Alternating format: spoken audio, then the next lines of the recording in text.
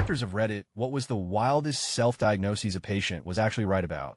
Story 1. I knew my partner had leukemia about a week before I could convince him to go to the doctor. He was bleeding and bruising really easily and had petechiae. I wanted to go to urgent care where I knew the CBC was done quickly on site, but he instead wanted to wait to go to his primary. I took him to his primary and had a bag packed for the hospital in the trunk. The doctor told him it was likely AB12 deficiency, but that he'd do blood work to put my mind at ease anyway. I asked if the CBC was done on site or not, and he said it was sent out. I asked if he planned to rush the CBC. He got very angry and said, "There's nothing the CBC could show that would change my treatment plan." Then he told my partner he needed to stop me from Googling. We got a call that night from the lab that his WBCs were dangerously high and platelets were dangerously low, and I had to immediately take him to the ER. I did, and he was diagnosed with acute leukemia. Story 2. One of my dearest friends from middle school was suffering from absolutely devastating medical issues. She went from bright and thriving in university to having to drop out before she graduated because her health bottomed out. She lost her job that paid her a fantastic amount. Basically, her entire life fell apart. She was telling me about the new weird thing happening with her, some strange anemia that was found to be the result of abnormally low ferritin in her blood, which is what enables your red blood cells to carry iron. That was when something clicked in my brain: horrible digestive issues, peculiar anemia, chronic infections in her spleen that require splenectomy, with sunburn to a blistering point in less than a half hour, a diagnosed allergy to sulfa drugs, horrible reactions to carbamazepine. Retinol gave her a suppurating skin rash. I'm a pre-med dropout, and one of the first classes I took on my path to pre-med was an undergrad course in rare conditions and diseases, and one of the ones we discussed in our inherited disorder segment of class was porphyria. There's an easy way to tell if someone has porphyria: have them pee into a clear plastic or glass cup and expose it to direct sunlight. In a period of hours to days, the urine of people with porphyria will turn from clear or yellow to a wine red or wine purple. So I asked her if she trusted me enough to do something weird, told her to get a clear plastic disposable cup from her kitchen, pee in it, and put it in her windowsill where nobody could see it, and if anything about it changed, come tell me. Approximately 4 hours later, she called me on the phone screaming that her turned purple-red like a vampire, and I told her she needed to go to the doctor and get tested for porphyria. 2 weeks later, she tagged me on Facebook calling me lesbian Dr. House because she was diagnosed with congenital erythropoietic porphyria. Edit for everyone saying I stole this from Scrubs. I didn't even know Scrubs had a porphyria episode, so I looked it up, and it came out a full year after this happened. Also watching Scrubs, and giving someone a DX doesn't cost you $100,000 that you end up having to pay back for 20 years. Story 3. This is why I usually ask patients what they think is going on, or if there's anything they're specifically worried about. Either I get a good idea, or I can figure out a way to make them feel better about their concern. Story 4. Emeka Doc here, with over 10 years of experience. While it's not quite a diagnosis, experience has taught me to take very seriously when a patient states he's about to die, even if he appears in a stable control condition. Patients who have a life-threatening condition usually have a premonition about their imminent decompensation, which is usually preceded by very subtle signs of worsening that may be confounded with pretty much anything that happens on a resuscitation room or on the back of an ambulance. I've had patients who appeared to be in a completely stable condition, with acute conditions where cardiac arrest was not foreseeable, example motorcycle accident with single limb injury, who briefly mentioned they think they're about to die before suddenly entering in cardiac arrest due to a malignant arrhythmia. It's believed that patients may perceive a sudden drop of blood pressure and/or the usual release and spike of adrenaline and other catecholamines as imminent death, but the reason why this happens is not clear. Some we are able to return, others we lose, or recover them to a state where death would be better. Story 5 had a patient who came into the ED with vague mild abdominal pain whose friend recently died of colon cancer. She was convinced she must have it too, told her cancer wasn't contagious like that, but ordered a CT scan because she was so insistent in order to reassure her. Lo and behold, she had a huge colon mass. Very bizarre case.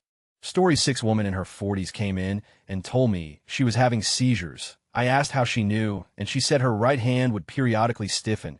There was no loss of consciousness or other symptoms more associated with classic seizures. But I ordered tests anyway. Turns out she had been having multiple focal seizures. Story 7. Not a doctor, but my aunt and uncle had a border collie that would bury his nose in my uncle's back when he was sitting on the couch or recliner. He would walk up, sniff, and keep sniffing until my uncle would shoo him away. A bit later he would come back, sniff again, and just stare at my uncle. A few weeks later, my aunt was watching one of the local news channels, and they featured a dog that could smell Parkinson's, and she jokingly told my uncle about it. He mentioned their dog constantly sniffing one spot and one spot only on his back. So he went to a high school friend who was a doctor in dermatology. He said it didn't look right and did a biopsy on it. Sure enough, he had skin cancer, but they caught it early, and all he ended up with was a scar on his back. Story 8 patient here told my family GP, who I'd seen since I was a kid, and who worked with and saw both my parents as patients for years, that I thought I had reactive hypoglycemia. He scoffed. "You don't have that. Why would you think you have that?" I told him my symptoms. He was doubtful, but told the nurse to get me a Coke and made me chug it. Sent me to roam around the hospital for a little bit, then get blood work and come back. I came back, and his first words were, "This is so aggravating." Does that mean I have it? Yes, that means you have it. Story 9, I'm a nurse, but just had a patient who came in for a colonoscopy due to constipation and pain with bowel movements. He told me prior to the test he felt like there was something catching on the left side of his abdomen when he pooped, and was like, maybe I have a big polyp there or something. Sure enough, he ended up having it too. 5 centimeters polyp that we removed from that exact area. He'll never get to find out if that catching sensation ever went away for him, but I thought it was interesting that he was right. Story 10, had a patient come into the ED and told me he had epiglottitis, an uncommon infection of the epiglottis, part of your throat. When I went to see him, I asked how he knew. Had it before, but was also a 90-year-old retired ED doctor. He was right. Story 11, not a doctor, but in junior high, I had a little cough that just wouldn't go away. My grandmother was convinced it was whooping cough. I felt totally fine. It was just an annoying cough. She made me go to the doctor and told the doctor that she thought I had whooping cough. The doctor informed her that it hadn't been in our area in over 10 years, so she doubted that was the case. My grandma forced her to test me for it anyway. Turned out I was positive and considered patient 0. The whole school basically ended up getting it, and we had to shut down for 2 weeks until it went away. Story 12, I'm not a doctor, but this is what happened when my son self-diagnosed correctly. 3 years ago, he developed a terrible earache and went to urgent care, where they told him he had an ear infection and gave him an antibiotic. The pain intensified over the next day or so. So he returned and was told he should make an appointment with an ENT, but because it was the weekend, no ENT offices were open, so he had to wait until Monday. In the meantime, his ears started draining, and he saw what looked like spores in the fluid, which would indicate a fungal infection. He's a naturalist and knows what spores look like. The pain grew so intense that he ended up going to the ER. He told the doctor who examined him that he had seen spores in the drainage from his ear and suspected that he had a fungal infection. He later heard the doctor talking to a nurse in the hallway, laughing and saying he thinks he saw spores. The doctor prescribed another antibiotic and a steroid. The next day, he flew home to see us for Thanksgiving. I don't know how he managed the flight, because as soon as he got here, he curled up on the floor, howling in pain. I immediately called ENT offices all over town, but most were closed for Thanksgiving week or said they could not see him. Finally, one scheduler took pity on him and said she would move things around to get him in. A PA examined him and confirmed that it was a fungal infection.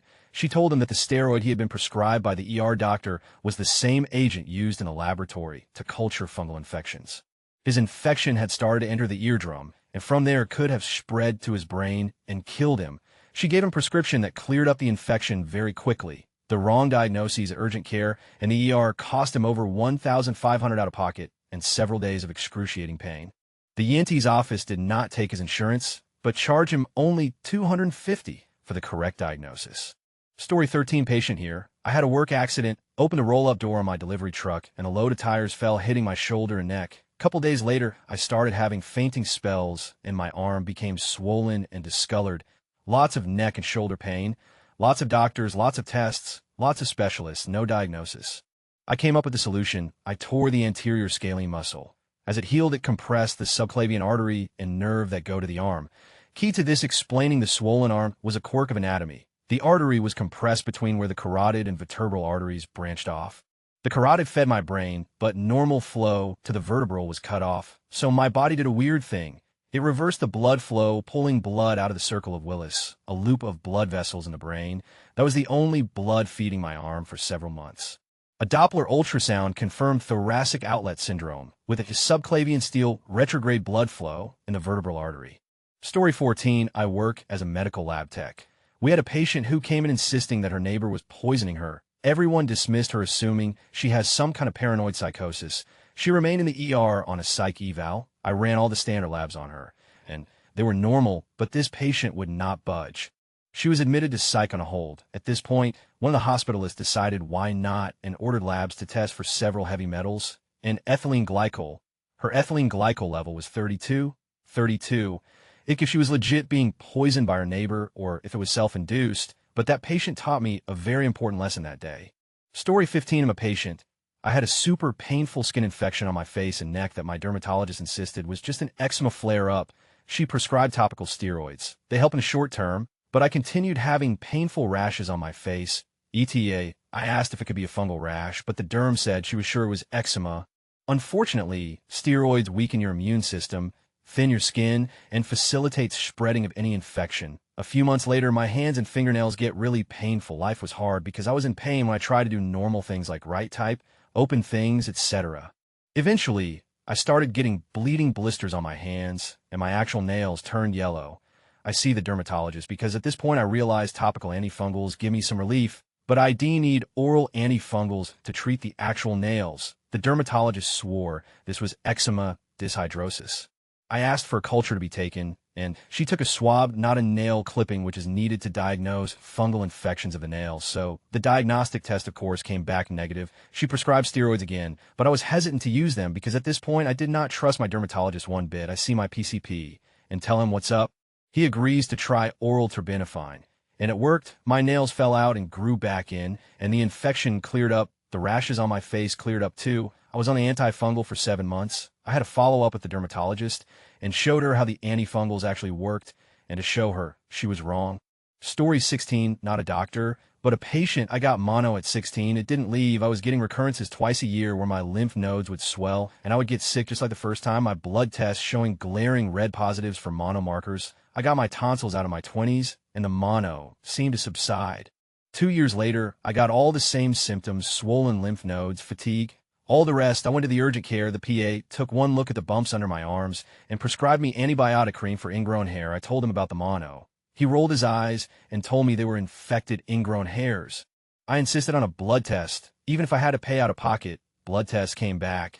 And not only was I positive for mono, the markers were 19 times the normal numbers for a positive case. This thread made me remember that story. Haven't thought about it in a while.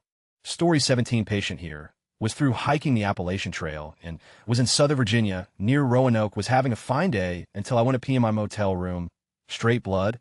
Also have been getting weird spots and sores on my legs that didn't go above my waist or below my ankles. Car doctors, 3 of them all stated it was a tick-borne illness, considering I've been hiking for a month in the woods. Rocky Mountain spotted fever probably. But I had that in college and knew it was. And I told the 4th ER doctor who came in that based on my Googling, I had Hennig-Schönlein purpura, an autoimmune disorder that is very rare in adults.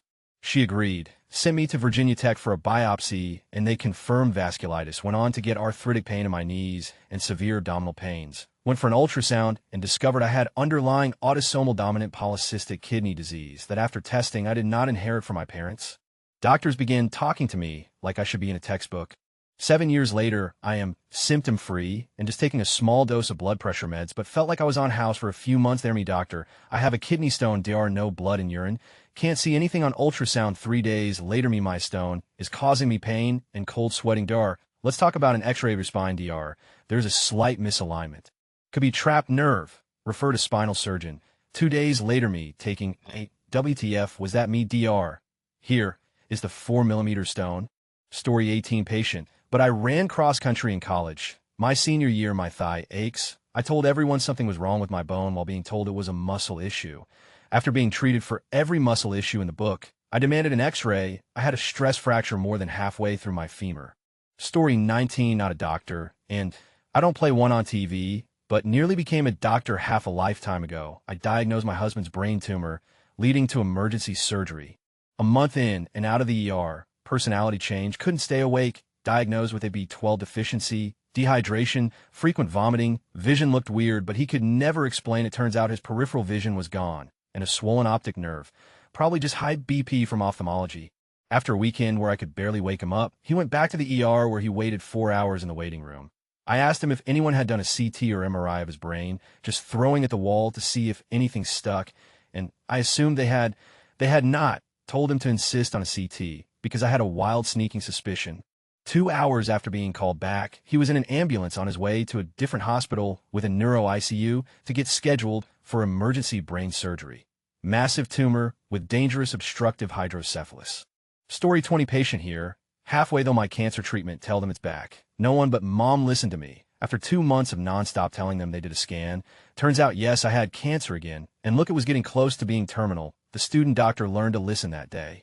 Story 21 patient here. I know, I'm sorry. I have been having various digestive trouble for a few weeks, but thought I was just recovering from food poisoning, or at worst maybe developing something like IBSID. One night while I was lying in bed with my hands on my stomach, I felt a lump. Instantly nervous, I started pacing around my house, Googling symptoms. Of course, WebMD and various articles kept suggesting cancer. But of course it's never cancer. Well, it was cancer stage IVB ovarian to be exact. Whoops.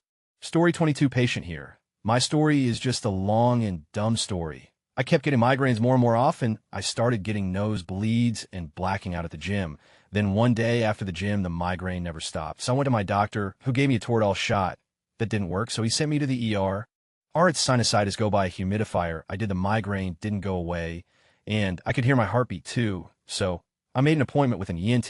They ordered an MRI, and when they saw the results, told me to see a neuro ASAP. They couldn't help me see one, couldn't write a referral or anything, but I needed one as soon as humanly possible. So I called my GP.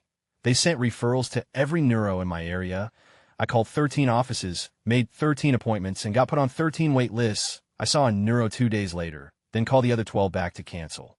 Neuro is like the MRI shows signs you might have too much cerebral spinal fluid in your brain, but MRIs don't actually see CSF. So all we can see is the side effects, thinning of the bone from the pressure wearing away at it. Your pituitary gland is flattened, etc. We need to do an MRV and lumbar puncture to see what's actually happening with the cerebral spinal fluid. So we do that, and the pressure in my head is 40 when it should be 5 to 15. Cool. She puts me on meds to lower my CSF production. Okay, the pain does not change. She doesn't know why. So this neuro, because I was just trying to see any neuro, was a sleep specialist. I decided to change to a headache specialist for more specialized care. He changes the types of meds I'm on, but the pain basically is still agony. I asked him, hey, so I read birth control can trigger this. Should I take my IUD out? He's like, no, you should leave it in. It's stabilizing your hormones, so your periods don't make things worse. I listened to him for a few months, then say it and have it removed. The pain dropped significantly within 3 days of removal. Then I'm like, WTF? My ability to think clearly is not great, but I pull up my MRI and MRV reports and start reading them and doing research on what it all means. Transverse sinus stenosis. A cerebral spinal fluid vein was collapsed inside my head. So I went to my neuro and was like, hey, isn't this important? Shouldn't we have to fix this? Neuro, no, ignore that. So then I went to see a neuro-ophthalmologist. He was like, your eyes are fine, so your brain is fine. What you're feeling is migraine. The meds are working. Go back to neuro. I was like, WTF? So I went to different neuro. I want a stent. Neuro looks up things on computer. Oh, you do have a stenosis. I'm not really a vein doctor. You need a stroke specialist? Let me refer you. Stroke specialist MRVs, it's showing you how bad a stenosis is. You need a neurosurgeon to go in there and take a look at it. Neurosurgeon, yeah. Let's go take a look. So the neurosurgeon did an angiogram exploratory surgery and saw that the pressure in my head was still 40 after 2 years on the highest dosage of pressure-lowering medication, and I qualified for a stent to fix the vein. I was right. The pile of my previous doctors were wrong. I had to keep changing doctors and believe that the vein was the issues, and all my doctors were idiots until I finally got help. There's more dumb stuff that happened over the last 5 years, but that's the major stuff. Story 23, a cousin from Sweden went on a trip through Africa. His Aunt MIL is a doctor in South Africa. She told him to call her if he has any symptoms when he goes back home, because she knows that European doctors struggle with tropical diseases. He goes home, gets sick, calls her. She diagnoses bilharzia and tells him to repeat the treatment after 2 weeks. The standard single-course schedule never worked for her patients. So off he goes to these Swedish doctors who have never seen bilharzia, and they don't really believe him, but since he was recently traveling, they decided to test after all. It's bilharzia, and of course they wouldn't repeat the treatment because their books specify a single course of medication, and of course it returns. Eventually they prescribed 2 courses. As my MIL said in the beginning, he was fine after that. Story 24, not a doctor. My friend diagnosed herself with HIV. She had swelling around her neck, and the doctors weren't finding anything. She Googles her symptoms, calls me, says she thinks she is HIV positive. I spend a call trying to calm her down and telling her to get tested, but that probably isn't it. Her doctor also told her there's no way, but she insisted on getting tested. Yep, she was right. Story 25 patient here. I was right about having a pituitary microadenoma causing Cushing's disease. I asked multiple doctors to help me with various symptoms, including a neurologist, and it was missed for years. Finally, a wonderful endocrinologist agreed to test my cortisol, and it was sky high. 18 months out of surgery, and I've lost 110 pounds. No longer diabetic, blood pressure is great. No more kidney stones, I had 8. Hair has grown back, glaucoma is gone, etc. Most doctors just wanted to diagnose obesity instead of seeing it as a symptom of something else. Story 26, when I was pregnant, I was hospitalized overnight due to one of my routine labs being abnormal, along with high blood pressure. My liver enzymes were extremely high, but everything else came back normal.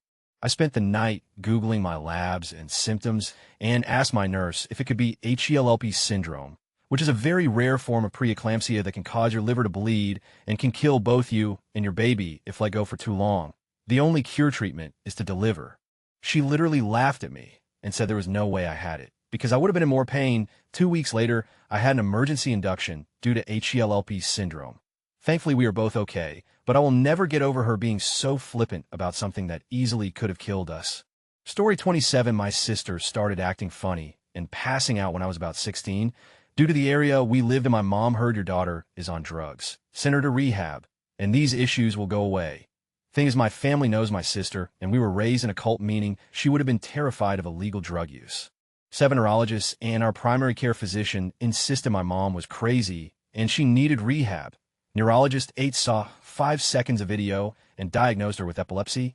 Story 28, another patient here. Wasn't wild for me, but apparently for my doctor to set the scene. My mom has, as my great-grandpa had it. My grandpa isn't diagnosed, but has a few symptoms. I was tested positive for the HLA-B27 gene as a toddler and grew up seeing my mom's symptoms and sometimes assisting her. At 19 or something, I started getting mild pains that got worse in some situations. After some time, I went to an orthopedist near my house, easier to get an appointment and closer by than a rheumatologist.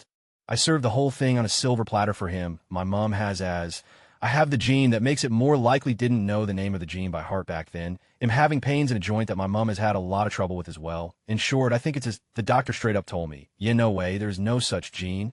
Your joint is just blocked. Try to painfully unblock it to no avail, and wanted to get me to accept some kind of shot into it. Not being a fan of needles, I declined that one and decided to eat the waiting time and the longer drive to the rheumatologist instead. Surprise, surprise, I was right, and I have as exactly what I served on a silver platter to that idiot doctor who pretty much declared it impossible. Story 29, patient. Found a lump in my neck. Saw doctor 1. She said allergies. Sent me home with antibiotics. Found second lump in neck. Saw doctor 2. Allergies, don't stress, all blood work is fine. Different antibiotics. Antibiotics didn't help. Saw doctor 3. He was a little more suspicious, but because I was a young 19 years old, he said I was fine, and to try a different antibiotic. Went on to WebMD that night. A few days later, saw doctor 4. Said, I know this is cancer. Please do more tests. Sure as. Stage 3 papillary and follicular thyroid cancer. Had major neck surgery 3 weeks later, where they removed my thyroid, 2 parathyroids, and 24 cancerous lymph nodes from my neck and chest. Have a 9-inch scar up to my ear. 14 years cancer-free since October 6th. Story 30, not a doctor, but I correctly told my doctor that I had dengue fever. I had just returned from Puerto Rico and had all of the symptoms, except for bleeding. The doctor dismissed my suggestion and told me that I had the flu. After a few days, he relented and had me get a blood test, and it was dengue fever. Story 31, patient here. I've always known I have something wrong with my heart.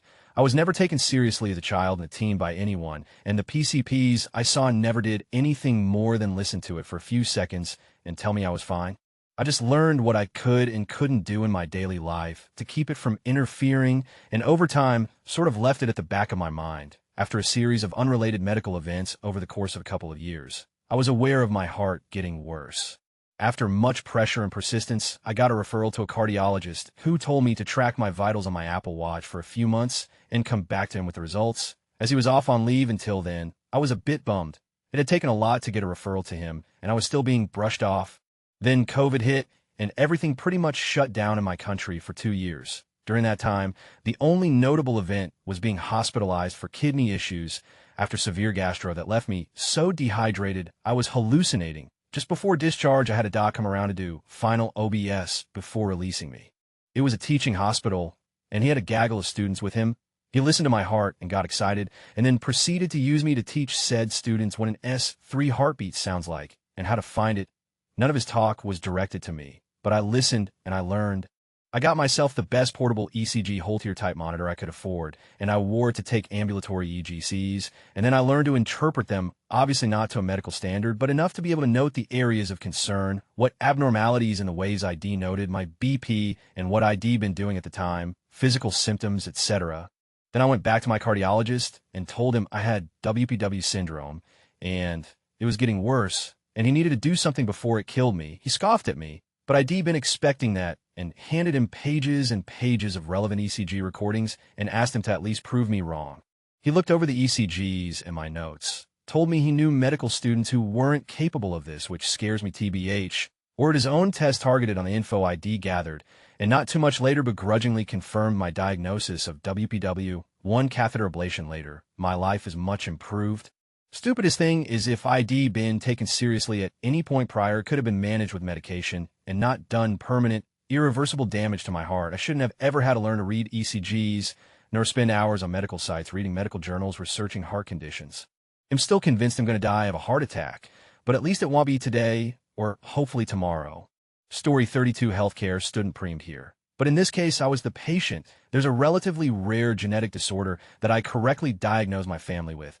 We were looking at a case study to essentially familiarize ourselves with the concept of horses, not zebras, but also zebras are real. For privacy, I don't want to name it or give the full details, but it's basically a disorder that affects multiple people each generation, but may manifest differently per person and can often be misdiagnosed as more common disorders. The symptoms and diagnoses each person in the case study had mirrored my dad's side of the family almost perfectly. Like, wasn't 11, but God, if it wasn't freakishly close, so I pushed my surviving family members to participate in a genetic test for this disorder. We have it typically. It would have taken way more testing and investigation and tons of pushing back with doctors to get a diagnosis. They say most people wait 5 to 10 years for a diagnosis. In less than a year, we were collectively diagnosed. Edit: while I appreciate and understand people's curiosity, I won't be disclosing the disorder. It's rare enough that I have a perhaps paranoid fear of being identified online from it. People who I know IRL are on Reddit. Story 33 UK based. So apologies for any unfamiliar terms for other Redditors. Not answering the question, but IDs say it's an adjacent scenario. My best mate growing up is now a consultant. But after completing his training to become a doctor, he then studied at the Liverpool School of Tropical Medicine. He had been working abroad in South America as an expedition medic and came home for a few weeks to our relatively small rural town.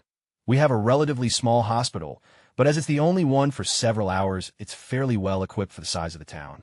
He started to come down with something, and it was hitting him pretty hard, and he ended up in an isolation unit, as they couldn't diagnose him. But given his background, he ended up with consultants, doctors, and student doctors from all over the hospital coming to see him to ask his thoughts on it, and what the best course of treatment would be, given that he was the only person in the entire hospital actually qualified or experienced to deal with it. Edit: sorry folks, I left out what it was. I'm fairly certain he had Western Isle virus.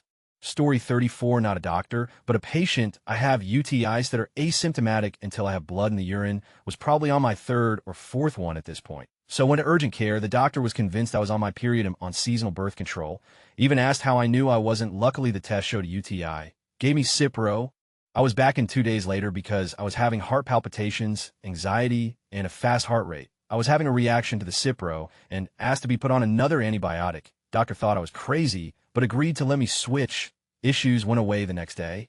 When I got a PCP finally, she said it was a definite reaction to Cipro, and while not an allergic reaction per se, to list it as such to make sure I don't get put on it again. She was mad that doc dismissed for both the UTI and Cipro issues. Story 35, my husband was the patient, so not a doctor, but he starts having severe stomach pain. Eventually, it's so bad he can't stand up straight. So when he gets home from work, we go to the ER at the IHS. She examines him and says he's constipated. We think this is weird BC. He's been pooping, but okay, we will take the stuff.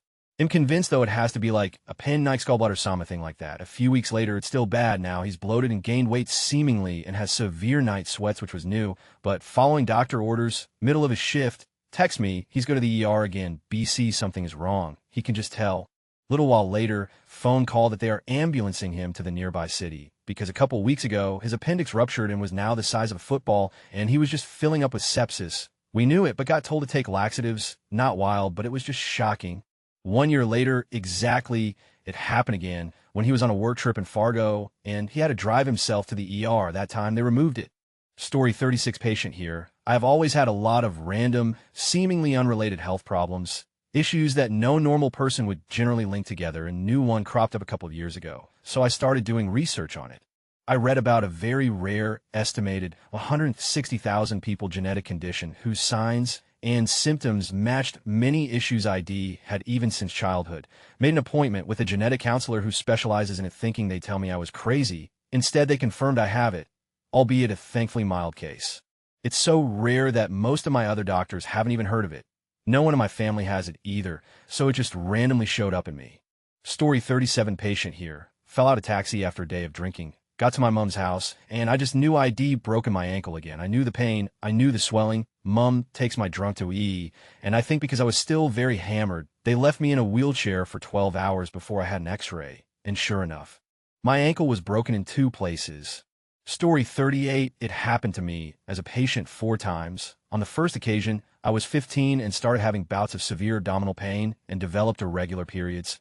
My mom took me to the GP so many times, and they just kept blowing it off as anxiety or just my period. Got a half-assed diagnosis of it could be endometriosis. Track your periods for 3 months and come back. I kept going to school, etc., because I had no choice but kept gradually getting sicker.